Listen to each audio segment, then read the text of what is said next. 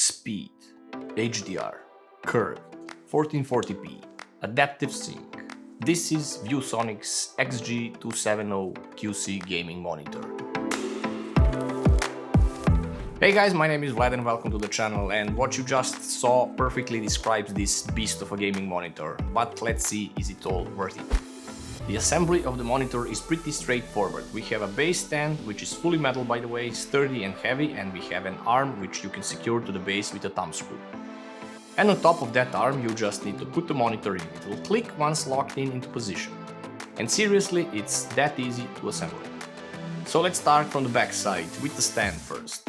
It's spring-loaded and allows you to adjust the monitor height and slight rotation to left or right, and also allows for some slight tilt adjustment. Sadly, it doesn't have pivot function, so no 90-degree rotation. But understandable, as this is a curved display, so vertical position would just look unnatural. On the bottom side, slightly recessed, we have plenty of connection ports. Two HDMI 2.0 ports with support for 165Hz refresh rate, DisplayPort in 1.4 variant, one USB 3.2 port to connect it to your PC, which serves then as a USB hub, and it has 3 more USB ports for you to connect a keyboard, mouse or pretty much any USB device. USB connectivity also serves as a way to control the monitor through the software if you do not wish to use on-screen display. But more on this later. 3.5mm headphone jack and a power brick connector. This is where we have a nice thingy, and this is a mouse bungee used to hold the mouse cable while you game. Also, we have a headphone holder on one side, not movable to the other side, but yet again handy feature, so plus points for this as well. On the bottom side we have a stereo speakers rated at 3 watts each, but I swear they sound much better than some external speakers, so pleasantly surprised here as well. Also on the back side there are these nice subtle RGB lights which can be controlled via the on-screen display menu, but they can be fine-tuned through the Elite software even more. And here is where I had some issues, until I figured them after 2 days, thanks to some guy's tweet. I could not get the app to run, it just starts and closes itself. So for anyone out there, the solution for this is fairly simple. You need to select monitor's audio as the default sound output in Windows. That way the app can start normally. I thought that USB connection was enough, but apparently it's not. You need to select the audio as well. So anyhow, you have this solution now. Moving to the star of the show, the display itself. This is truly where this monitor shines. 27 inches size, 1440p display, true 8-bit panel with HDR 400 support, 550 nits of brightness and 3000:1 contrast ratio. And wait, there's more. NBA panel with naturally great contrast ratio as well, 165Hz refresh rate and 1 millisecond response time. It also packs pure XP motion reduction technology and of course adaptive sync technology ranging from 48 to 165Hz, which works on both AMD and Nvidia cards. Even if it's not listed as certified on Nvidia's list, it works without any issues. Now, being curved monitor, it has 1500R curve radius. Now, if you haven't used curved monitor before, first few hours can be tricky to get used to, but once you get used to it, you will not notice it at all. I thought it was bad for productivity because of the curve, but it doesn't bother me at all.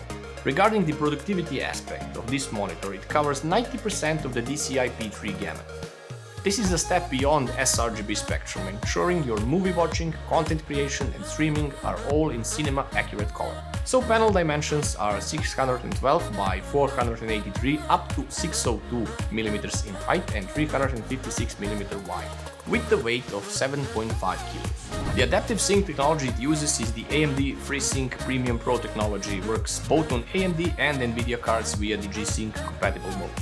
Having HDR 400 mode makes it an entry level to the HDR world, but for gaming it is more than enough, as this monitor has some crazy brightness levels. I keep it set on optimized energy mode, as it can be too bright sometimes. This way, with perfectly calibrated colors out of the factory and even with HDR enabled, the level of brightness is enjoyable even in completely dark room. If you use it mainly in well-lit rooms or by the window, do not worry at all, because the brightness is more than adequate for those types of situations. On-screen display is divided in 5 sections: game modes, display settings, input select, view mode, audio and setup menu. Each one with its appropriate sub-menus. So in game modes you can choose some predefined settings which might suit you. I tend to go full manual always. In display section you have the option to turn on FreeSync or use pure XP motion reduction technology, and you can choose the responsiveness of the pixels.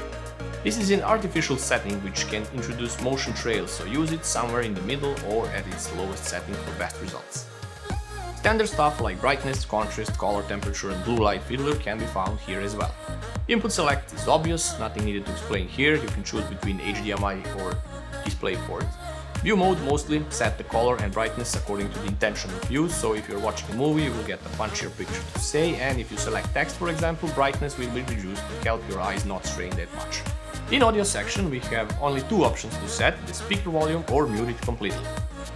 And here is the star of the show, the setup menu. I think this one has more options than any other menus combined. Most notable one here is the quick access, as on the right side of the monitor there is a button for quick access, so you can program here which functions you want to use for that button. Also present are options for crosshair for easier aiming in games, never used it nor I plan to. You can change RGB modes here, but this only has basic stuff like rainbow and stack functions. But if you want to change into more static color, for example, for that you'll need to use the Elite software. You can also change the OSD timeout here, boot up screen logo, power indicator if you wish to turn it off completely, as LED indicator is pretty bright so it might bother you at night. Also present is eco mode, this is where you can make it use less energy by not using full LED power to light up the screen.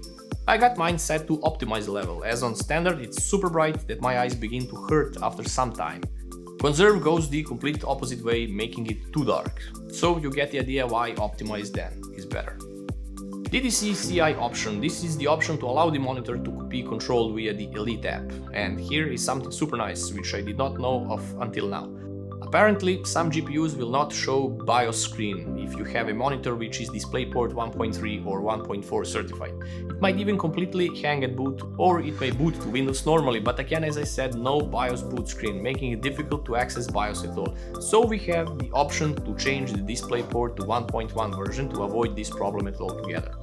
Nice addition for sure. And one of the cool features as well is the standby charge option, so you can charge a phone from USB ports on the monitor while it's turned off. And so this concludes my review, okay? Thanks, bye. Nah, just kidding. So going from 60 Hz to 165 Hz will spoil you for life.